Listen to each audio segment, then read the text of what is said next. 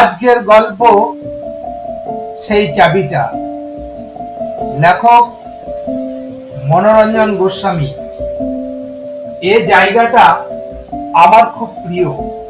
সন্ধ্যের দিকে প্রায় রোজই এখানে এসে বসি।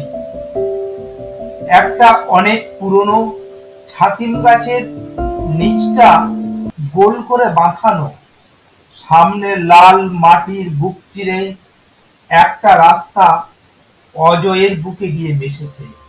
রাস্তার দুধারে সারি সারি গাছ, ছোট বড়, বেশ কয়েকটার গোড়া বাঁধানো। বিকেল দিকে এসে অনেকেই বসে এখানে। অন্ধকার নেমে আসার আগেই ফাঁকা হতে শুরু করে। সেদিন চাঁদ উঠেছিল গোল থালার মতো, চারিদিক ভেসে যাচ্ছিল নরম জ্যোৎস্নায়। সেই জ্যোৎস্না মেখে লাল ধুলোয় পা ফেলে যে হেঁটে আসছিল, তাকে আমি চিনি হাতের তালুর মতো।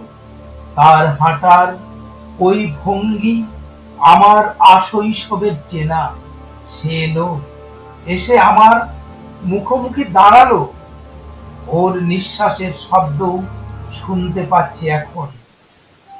এক রাশ ঘন কালো চুল সারা পিঠ জুড়ে ছড়িয়ে আছে। চন্দ্রালোকে ওর কপালের টিপ দেখা যাচ্ছে। রাঘব না? আমি ঠিক জানি তোর সঙ্গে দেখা হবে একদিন। বললি পৃথিবীটা গোল, তুই তুই এখানে? মামা বাড়ি এসেছিলাম, একটু ঘুরতে বেরোলাম। তোর সঙ্গে দেখা হয়ে ভালোই হলো। তোর একটা জিনিস রয়ে গেছে আমার কাছে। মল্লিকা, মল্লিকা আমার ছেলেবেলার বন্ধু, সহপাঠী। প্রাইমারি থেকে বিশ্ববিদ্যালয়, বন্ধুত্ব থেকে প্রেম। আমাদের গ্রাম ছিল ওর মামা বাড়ি। বৃত্তিহারা মল্লিকা আশৈশব থেকেছে মামাদের কাছে। বিশ্ববিদ্যালয় থেকে বেরোনোর পর চাকরি খোঁজা। এরই মধ্যে আমরা বিয়ে করার সিদ্ধান্ত নিলাম। আর তখনই বাঁধল গোল। মল্লী কায়স্থ ঘরের মেয়ে। মল্লীর মামারা ছিল অবস্থাপন্ন। বিয়ের কথাটা কানাকানি হতেই একদিন বেপাত্তা হলো মল্লী। হন্যে হয়ে অনেক খুঁজেছি, অনেকগুলো বছর কেটে গেছে। মল্লীর স্মৃতি কি ফিকে হয়ে গিয়েছিল এতদিনে? তবে কেন? সেই সব স্মৃতি মেদুর দিনক্ষণ ভিড় করে আসছে স্মৃতিতে এখন। মল্লী, মল্লী, তুই ভালো আছিস তো? খুব খুব। বাহ, ভালো থাকিস মল্লী। তুই তুই চিরদিন ভালো থাকিস। রঘু, তুই চুপ কর।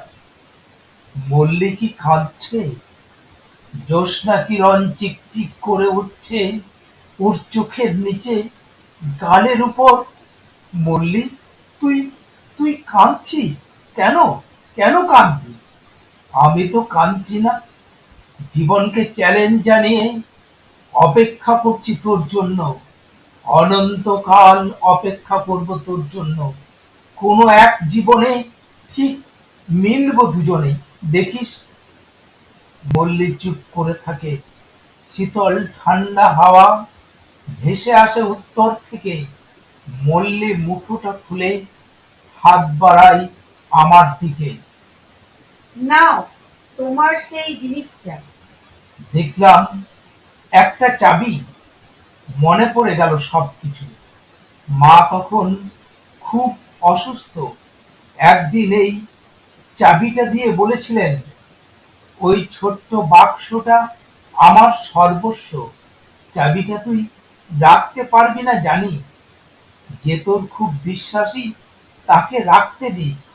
যখন খুব দরকার পড়বে খুলিস। সেই সেই বাক্সের চাবিটা কি হবে? আর কি হবে ওই চাবি নিয়ে? বরং বাক্সটাই কাল দিয়ে দেব তোকে। তুই কি আর বিয়ে থা করে সংসারী হবি না রাঘব? বয়সটা কত হলো খেয়াল আছে? 20 বছর পর দেখা হলো আবার। কিন্তু তুই তো একই রকম আছিস মল্লি।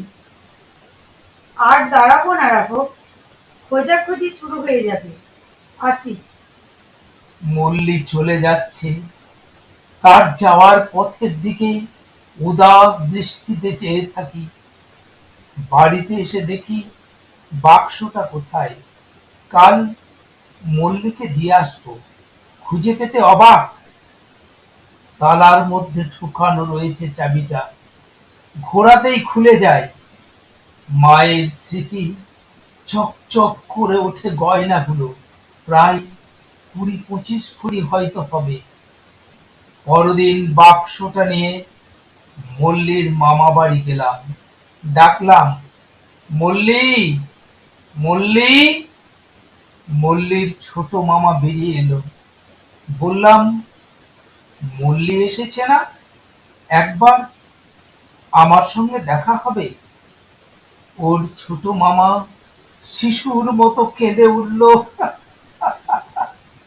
আর আর কোনদিন মল্লির সঙ্গে কারো দেখা হবে না। মল্লি কাল মারা গেছে। মাথাটা আমার ভোঁ ভোঁ করতে লাগলো।